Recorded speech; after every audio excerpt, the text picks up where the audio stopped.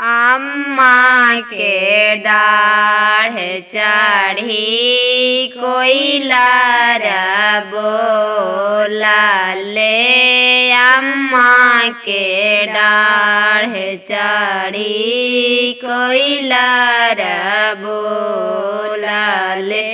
लगने लगन टिरुआयो जी सगुने सगुने टिरुआयो जी।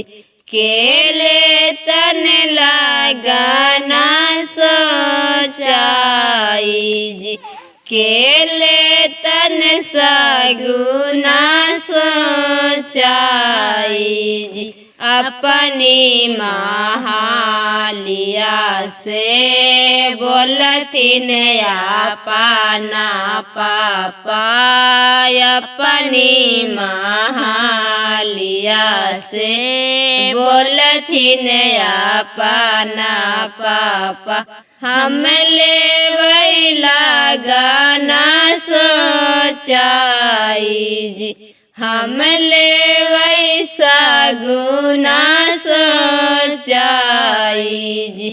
लगने आरी छब माई है लगने परी छब लगने परी। लगन लेवै सिरवा पर चढ़ाई जी। सगुन लेवै सिरवा पर चढ़ाई जी। अम्मा के डाढ़ चढ़ी कोयलार बोला ले। कोयलार बोल लगने लगन टिरुआयो जी। सगुने सगुने टिरुआयो जी। केले तन लगना सोचाई जी। केले तन सगुना सोचाई जी।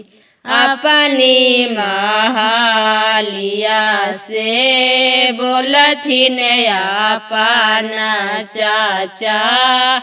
अपनी महालिया से बोलथिन अपना चाचा।